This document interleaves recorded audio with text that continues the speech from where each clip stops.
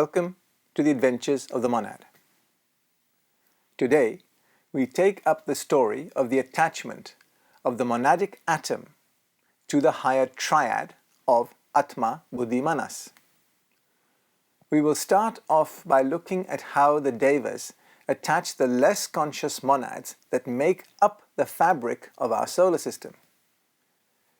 In the first elemental kingdom, on the higher mental or causal plane, 47, 1-3, the Devas make materials ready to clothe abstract thoughts.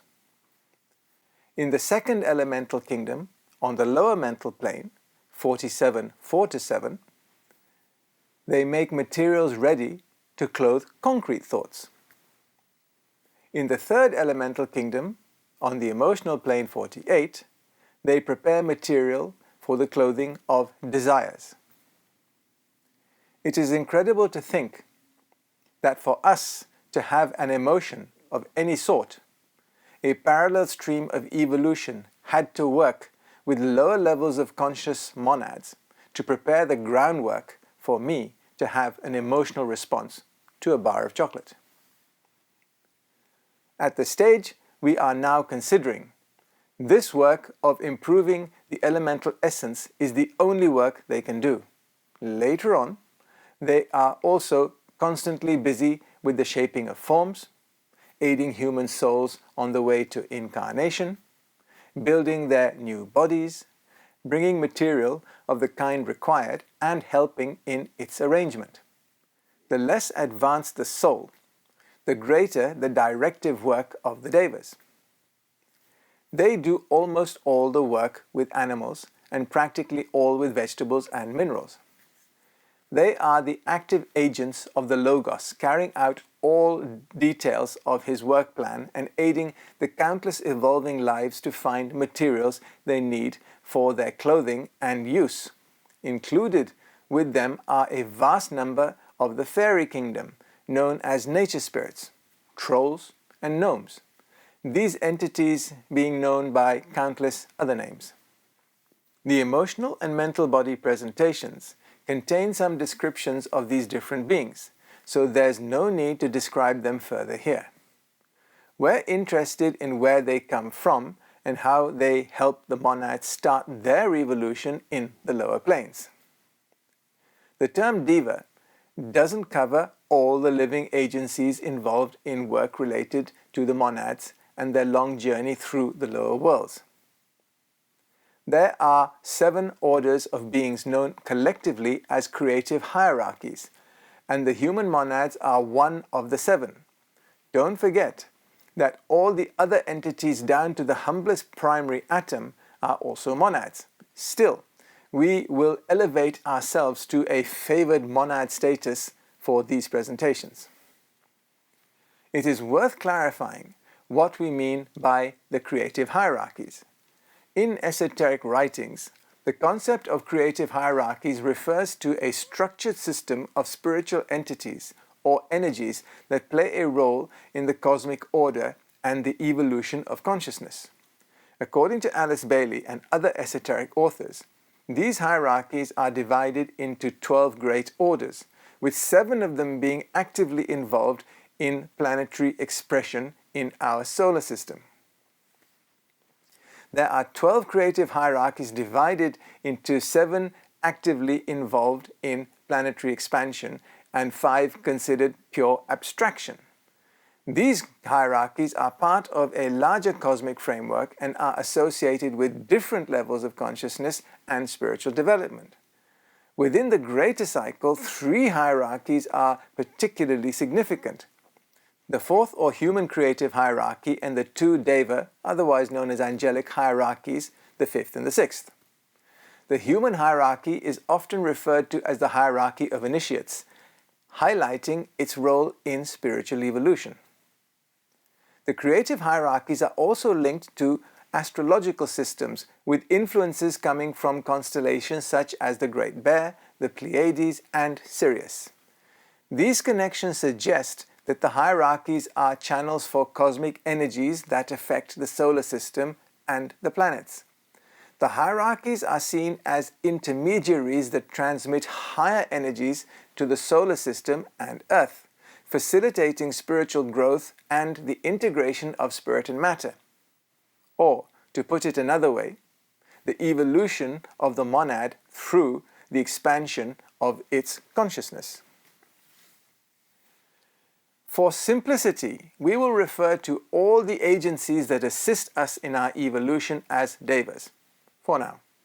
Still, in a later presentation, we'll revisit this and provide more details, including the names and functions of the 7 creative hierarchies. Before any embodied consciousness, besides that of the Logos and his creative hierarchies, could emerge to do anything, substantial preliminary work had to be done to prepare the form side of the evolutionary field. On the form side, we refer to the material structure of the solar system. We now have the 3 factors needed to consider the attachment of atoms to the monads. These 3 are: 1. The atoms of the various planes; 2. The monad's readiness on the Adi 43 plane; and 3. The assistance of the Devas. Without them, monads would be powerless to carry out their evolution. The monad has 3 aspects of consciousness. When the time comes for the evolutionary process to begin, each aspect sets up a vibratory wave, causing the atomic matter of the planes of Atma 45, Buddhi 46 and Manas 47, which surround the monad, causing it to vibrate. Devas from a previous round of the solar Logos' own evolution, who have themselves undergone a similar experience, guide the vibratory wave from the will aspect of the monad to an atom of Atma. This atom becomes attached to the monad and is called the Atmic permanent atom, as it remains with the monad throughout the entire evolutionary process in the solar system. Similarly, the vibratory wave from the wisdom aspect of the monad is guided by Devas to an atom of Buddhi matter 46, forming the Buddhic permanent atom. Likewise, the vibratory wave from the activity aspect of the monad is guided by Devas and attaches to an atom of Manas 47, creating the 3rd permanent atom. This formation is known as Atma-Buddhi-Manas. This is why I use this terminology, although I use Bladden's naming system in most diagrams. This complex of 3 permanent atoms is often referred to as the ray of the monad. The process is described as follows in the Book of Daizan. A tiny thread of light separates from the luminous ocean of Atma, and a spark hangs from this thread.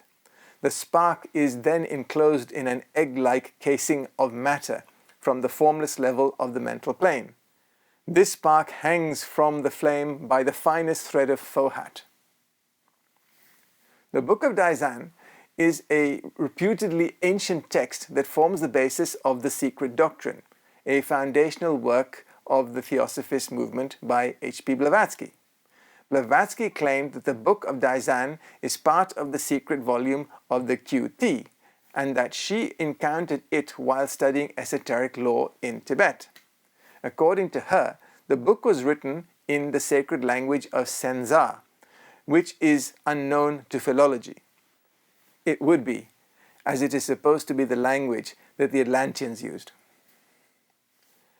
Atoms that are attached to monads are called permanent atoms, or life atoms according to H.P. Blavatsky. The remaining atoms of the various planes not attached to the monad are referred to as the monadic essence of each plane. This essence can be suitable for attachment to monads as permanent atoms, although not all become attached. Atma-Buddhi-Manas, also known, as already mentioned, as the ray of the monad, goes by many names such as the heavenly man, the spiritual or higher triad, the higher self, the separated self, and so on. Sometimes it is also referred to as Jivatma, meaning life self, which equally applies to the monad. It is known as the manhood of the divine son of the first logos, animated by the monad and as a vessel into which the monad pours its life. Here, we have the mystery of the watcher, the spectator, and the actionless Atma, in other words, the monad. The monad abides ever in his highest nature, on his own plane, and lives in the world by his ray, Atma-Buddhi-Manas, which in turn animates his shadows. The lives or incarnations of the lower self on earth. Theosophy regards the monad as the fundamental aspect of consciousness. They fail to highlight that it is also the fundamental and self-energized aspect of matter. The monad resides on its own plane and interacts with the world through its lower aspects, known as the Atma-Buddhi-Manas or the higher triad. I would call it the middle triad, but the Theosophists regard the third triad as formless and place it outside our passage through the cosmic physical plane. This interaction occurs despite the monad's inherent nature being unaffected by the material world. The material world is the whole of the cosmic physical kingdom, 43 to 49. It is important to note that the higher triad is essentially the same as the monad, albeit with reduced powers due to the influence of material existence. Although human consciousness exhibits various manifestations, it is ultimately a singular entity. Having taken possession of the three atoms, the monad has started its work. It cannot descend below the higher monadic plane 43.1-3 in its own nature. Therefore, it is described as being in silence and darkness, meaning unmanifest. However, it lives and works through the atoms it has taken and focuses itself through. The monad begins its work by utilizing the three atoms that constitute the higher triad, while the monad is strong and conscious on its own plane. It is relatively powerless and unconscious on the lower planes. In this, the monad is watched over and aided by the all-sustaining and life-preserving action of the second logos, until eventually it can live in the lower worlds as fully as it lives above. It can then become, in its turn, a creative logos and bring forth a universe out of itself. Fancy that! The logos does not create out of nothing. Instead, he evolves all of himself. Don't be fooled into thinking that the monad is somehow omnipotent where it resides. It may have innate powers, but it is unconscious until it evolves through the kingdoms of nature, leading back to plane 43. The full manifestation of the three aspects of consciousness expressed by the monad mirrors the emergence of the triple logos in the universe. The aspects of activity, wisdom, and will are revealed in a specific order, culminating in the revelation of the divine power of the self, Atma. I hope you have been suitably illuminated. In the following presentation, we will examine the attachment of atoms to the lower triad. Thank you.